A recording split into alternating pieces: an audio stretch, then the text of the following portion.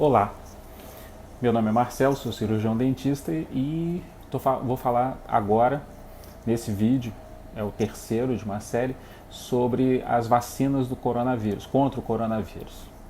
Bom, primeiro o que é a vacina?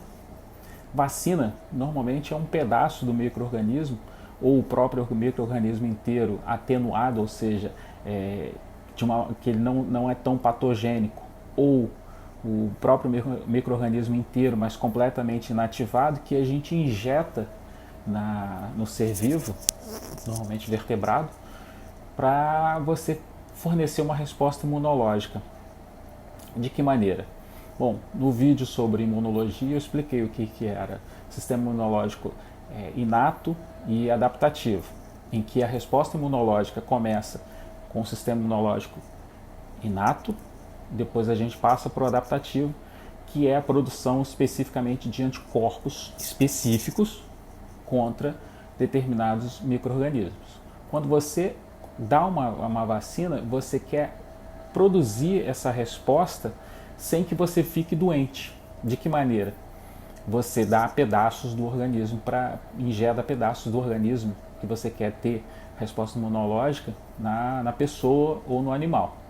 Então, a gente tem algumas estratégias para fazer a vacina. A mais antiga, obviamente, seria o vírus atenuado, em que você faz a passagem desse vírus em animais que não são o hospedeiro inicial deles, e depois você volta a injetar no ser humano, no caso. Então você pode pegar um vírus e injetar em embrião de galinha, ovo embrionado de galinha, né? Ou em outros animais você vai pegar esse vírus, coletar esse vírus e injetar de novo, reinjetar esse vírus. Ele vai sofrendo mutações de forma que ele ainda mantenha uma estrutura similar a que infecta os seres humanos, mas na hora que você injetá-lo de volta no ser humano, ele já não vai ser tão efetivo na infecção, ele não vai ser tão patogênico. Uma outra maneira seria inativar esse vírus.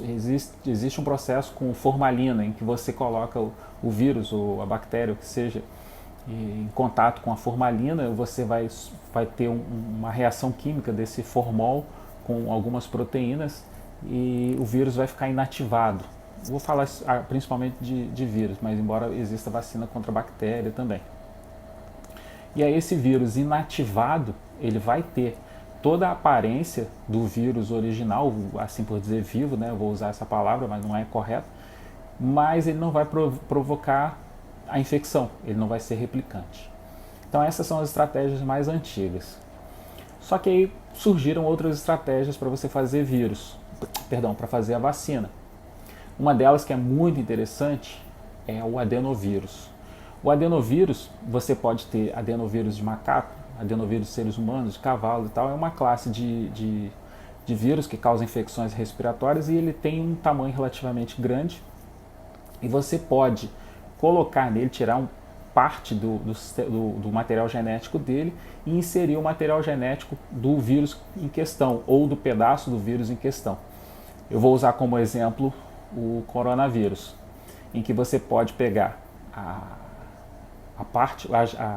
o código genético que codifica a proteína spike, que é aquela proteína, como eu falei no vídeo anterior, que se liga ao receptor ACE2, e aí você colocando esse material genético que codifica a proteína spike e injetando em seres humanos, aquele vírus ele vai entrar nas células, vai liberar esse RNA da proteína spike, e esse RNA ele vai ser transcrito como uma proteína spike e vai ser exportada das células. E isso vai fazer com que o sistema imunológico veja aquela proteína como uma proteína não própria do organismo e faça uma resposta imunológica. Ou seja, você vai produzir anticorpo contra a proteína spike do vírus, mas você não vai entrar em contato com o vírus coronavírus. E a importância de você fazer um anticorpo, uma vacina contra a proteína spike é que, ao mesmo tempo que você opsoniza, né, você mata o vírus, você neutraliza o vírus, você o impede que ele entre na célula. Porque justamente seria como se você colocasse uma massinha, um durepox na tua chave e você não conseguisse entrar na tua casa, né? Pô, você bloqueou a estrutura que faz a ligação com o receptor ACE2 das células. Isso tem importância também numa uma outra condição chamada ADE, em que o anticorpo funcionaria como um ajudante para a infecção das células. Isso ocorre, por exemplo, no vírus da dengue. No coronavírus isso é pouco provável, mas há uma preocupação em que você tenha essa condição chamada ADE com o coronavírus. Bom, continuando.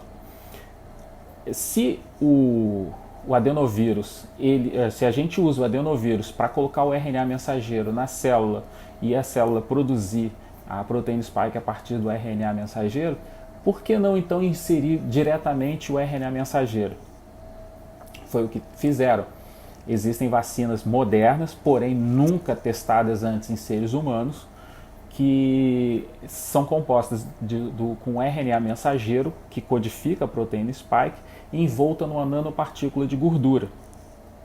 Essa nanopartícula ela penetra nas células e lá dentro das células a própria célula começa a produzir a proteína spike, expõe na superfície, o sistema imunológico reconhece como não sendo próprio e aí começa a produzir o linfócito B de memória e anticorpos contra essa proteína spike. Então a gente está falando especificamente de que vacinas? Bom, a Coronavac, que é a dita vacina chinesa, não gosto de usar esse termo, porque parece até que a vacina não é da humanidade, é da China. E claro, a gente sabe que eventualmente alguns produtos da China não são de boa qualidade, mas se você levar em conta que o iPhone é produzido na China, então não é de toda ruim.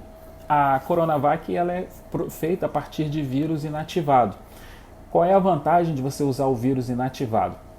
Quando você usa o vírus inativado, você está usando o vírus inteiro, então você vai produzir anticorpos contra não só a proteína spike, como outras estruturas do vírus, núcleo capsídeos, proteína M e tudo mais que eu não vou entrar em detalhe.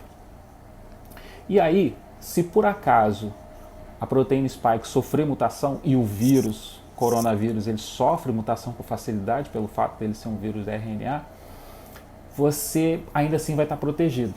Por quê? Porque você ainda vai ter anticorpos contra outras estruturas do vírus.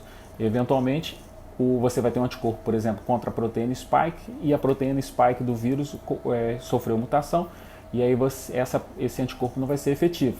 Porém, você vai ter ainda outros anticorpos, certo? A desvantagem é que ela não dá uma proteção tão grande como as outras vacinas, né? E aí a gente tem então a vacina de adenovírus. A vantagem dela, você está fazendo uma vacina específica contra a proteína spike. A proteína spike, como eu expliquei, quando você produz anticorpo contra ela, você bloqueia a entrada na célula.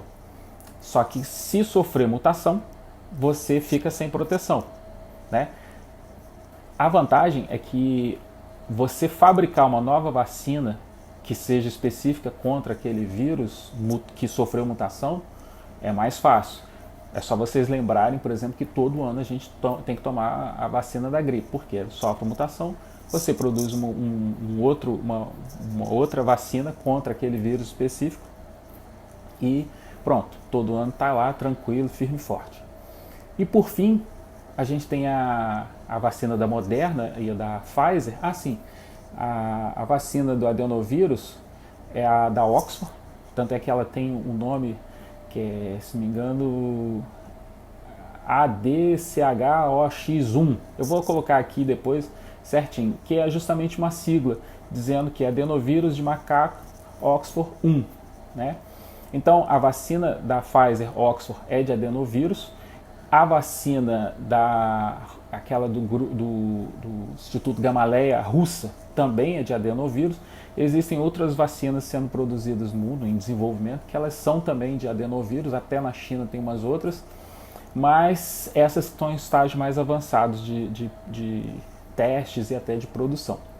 E por fim a gente tem a vacina de RNA, que é da Moderna e da Pfizer, em que você tem o RNA mensageiro numa nanopartícula inserido e tudo mais. Qual é a vantagem? Bom, dificilmente você vai ter problema de incorporação desse RNA através da transcriptase reversa no núcleo e tal. Porém, não, é uma vacina que nunca foi testada em seres humanos. Eu acredito que seja seguro, né? E ela tem uma eficácia grande, parece que de 90% no caso da Moderna, mas, como eu disse, ela nunca foi usada em seres humanos, o que causa um pouco de receio, né? Mas, enfim, funciona. E, de novo, se o vírus sofre mutação, o que vai acontecer? Você vai perder aquela proteção. Por outro lado, o que você vai ter que fazer? Você vai ter que pegar esse vírus que sofreu a mutação, verificar qual é a sequência do RNA, do novo RNA mensageiro, dessa proteína spike, e pura e simplesmente produzir um novo RNA mensageiro e colocar dentro dessa bolinha de gordura. Tá?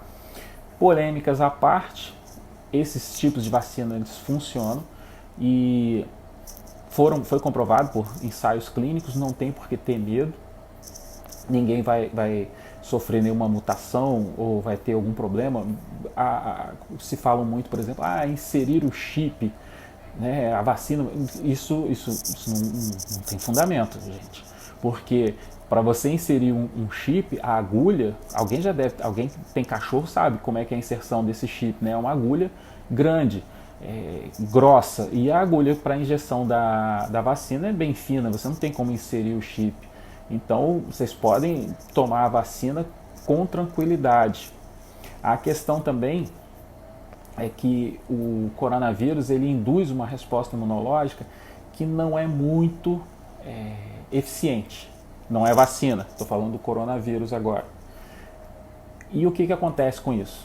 A pessoa que pegou o coronavírus e teve sintoma leve, normalmente, em alguns estudos que eu li, dura 3 a 4 meses a imunidade. E pela experiência que eu tenho em trabalhar em posto de saúde, eu estou vendo muito disso. Profissionais de saúde estão se reinfectando. Pessoas com que eu tenho, que tem que fazer monitoramento, estão se reinfectando. Eu ligo para a pessoa, poxa, peguei de novo, peguei em abril, peguei agora, peguei em março, peguei agora. Então está tendo casos de reinfecção. Pessoas que tiveram casos mais graves de coronavírus acabam tendo uma imunidade mais duradoura. Porém também não é para sempre. Em relação às vacinas, elas estão dando um grau bom de imunidade do tempo, mas, de novo, só o tempo vai dizer. Uma outra questão é que falam muito sobre como as vacinas foram feitas a toque de caixa. Não é bem assim, né? Realmente, as vacinas às vezes levam 10 anos para ficarem prontas e tal.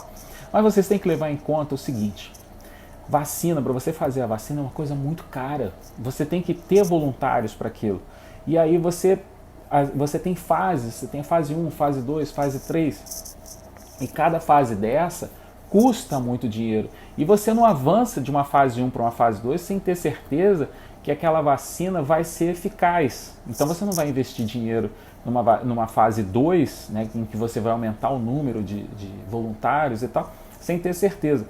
Agora, é uma pandemia. O dinheiro que está jorrando para as instituições de pesquisa está sendo uma coisa monstruosa.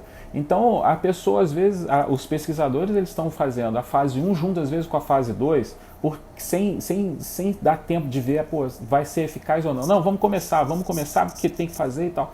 Então, a gente teve a produção dessa vacina em tempo recorde por conta disso. A necessidade de acabar com essa pandemia e a quantidade de dinheiro que foi investido nisso aí. Sem contar essas novas tecnologias de adenovírus e RNA mensageiro, em que você consegue, às vezes, produzir muito mais rápido a molécula, né? A substância, a vacina, assim, imunizante, tá? Espero que tenha tirado a dúvida de vocês, e se vocês tiverem dúvidas, por favor, coloquem essas dúvidas aqui embaixo na seção de perguntas e comentários, que assim que eu puder eu vou responder de acordo também com as minhas limitações, tá? Espero que tenham gostado e até o próximo vídeo.